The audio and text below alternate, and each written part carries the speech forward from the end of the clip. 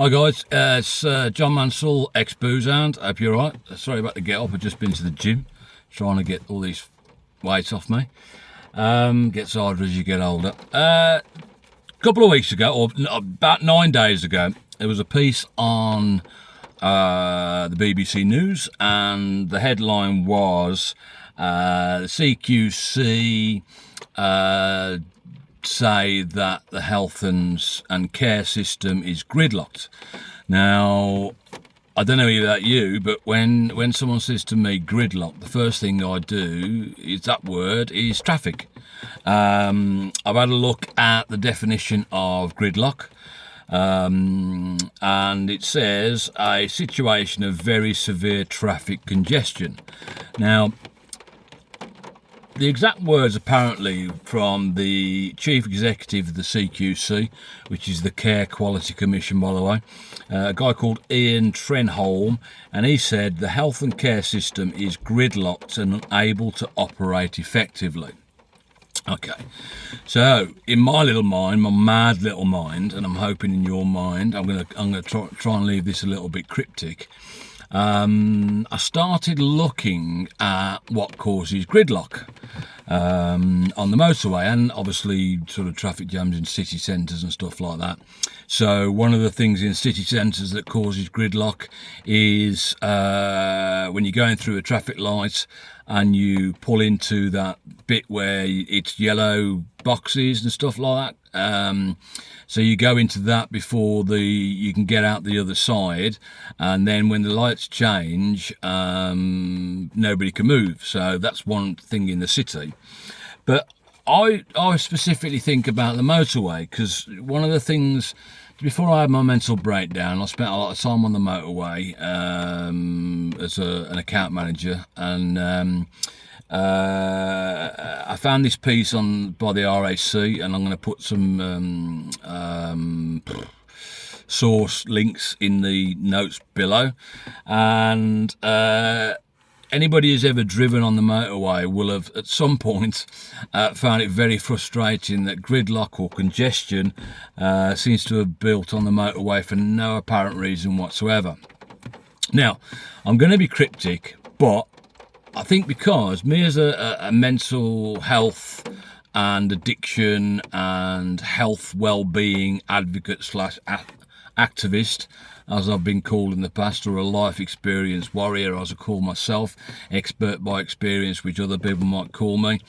One of my things is I have to hold you guys, social care. Oh, by the way, it shouldn't be health and social care. It should be social care and health, because if you get social care right, there'll be less pressure on the NHS. The NHS are very, very quick to blame social care for not being able to get people at the other side of the hospital, but then they're the ones that get all the money up front, and in comparison to social care, NHS is the rich cousin. They get a lot more investment than social care does.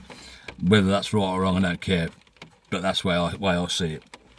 So, couple of the things that the RAC came up with was braking incorrectly, or using your brakes in not the right fashion. Causes a chain reaction. We'll have all seen it. You see a brake light 7 or 8 cars down, and you see the next one light come on, next one light come on, next brake light come on, and like that. When I drive on the motorway, because I've driven on it quite a lot for my job, I very rarely brake. What I do is I concentrate and I anticipate what's above. Another thing that we will all have seen and causing problems is lane discipline, unexpected lane changes with no indication whatsoever. Usually a Range Rover or a posh BMW or Mercedes. These posh cars don't seem to be built with indicators, and they obviously are better than us and are allowed to drive exactly how they want to drive. And and then there's again the RAC thing. I think it was the RAC thing. It might be something else. That studies have shown that one motorist's bad driving can affect traffic up to 50 miles away. Now, I'm not giving you the other things that I'm thinking of with regard to. There's a parallel for all of these in the way the social care and health system works or doesn't work. Give me the last one. There was an analysis was done. A 10-mile section of the M42 in the West Midlands concluded sharp braking and unnecessary lane changes and lorries slowly overtaking each other were a more significant cause of congestion than crashes. You've also got rubbernecking and those sort of things. Now, let's look at the basics. Obviously, the M42, God knows when that was born. I should have looked built. I should have looked that up, but you can do that if you can be bothered. When the M42 was built or opened, there would have been a hell of a lot less traffic. On the motorways, the cars would have been capable of different things.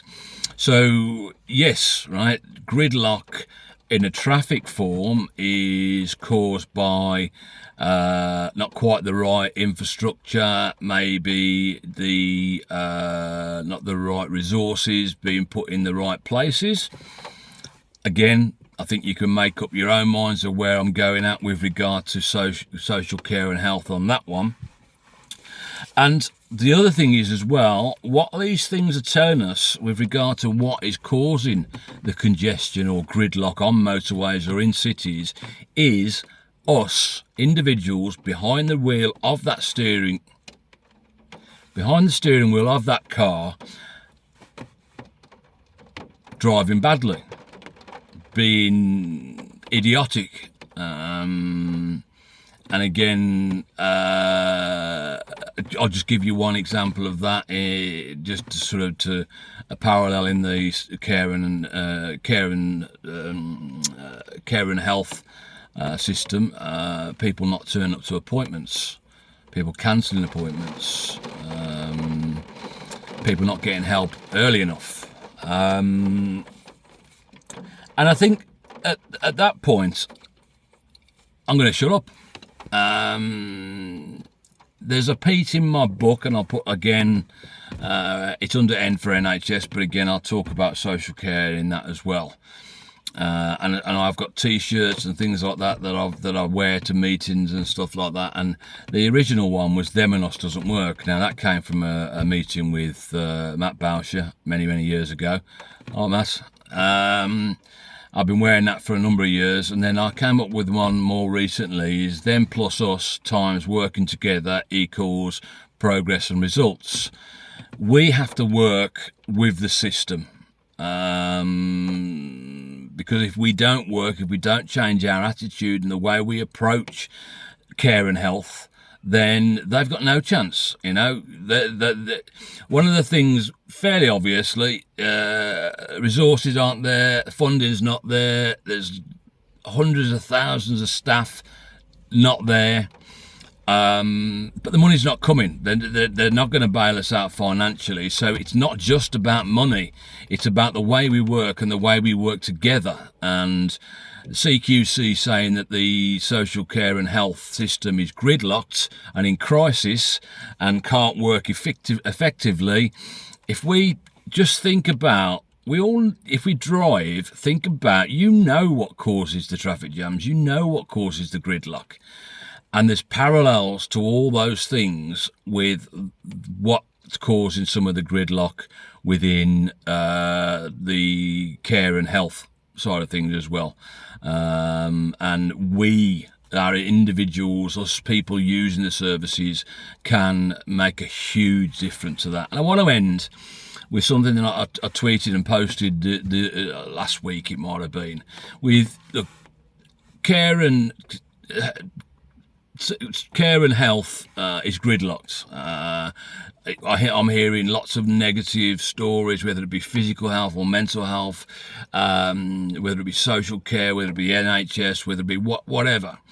Yes, there are a lot of negative stories out there, but what we have to remember, and social care and health and other people who are working in those organisations, they'll never blow their own trumpets. They're not allowed to, really, because if they blow their own trumpets, well, we're doing this right, someone's always going to come along and say, well, you didn't do that right, you didn't do that right. So it's up to us, people like me, life experience warriors, experts by experience, it's up to us to remind people that the people who work in care and health are every single day working as hard as they possibly could, and every single day they are saving lives and making lives better.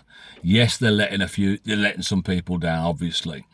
And one of the things we need to do is, people like myself and other life experience, we had a great meeting the other day with West Midlands ADAS, and I commented that there was quite a good percentage of people that was experienced people with lived experience rather than practitioners. And if you want to put your 10 penneth worth in, give us a shout, let us know. We can feed this in. We need more people with lived experience to be feeding back to care and health, and via something that's called co-production. And I can see it, West Midlands ADAS and ADAS social care, they really are putting their money where their mouth is. Not necessarily the money, but when they say they want to do co-production, they're doing it, and they're inviting people like myself and other people with lived experience to actually get involved, and they've got the balls and the courage to be led by us, not just as an afterthought. So people like ourselves, people with experience, we can help rebuild that trust. There's an awful lot of people out there who have been let down by the system on a number of occasions, who I know will never engage with the system. But if we work together, we can get them to re-engage, and we can get them to understand that the system's there to help them help themselves. It's not there to fix them, it's there to help them help themselves. So the CQC, the Care Quality Commission, says care and health is gridlocked. We can do something about that.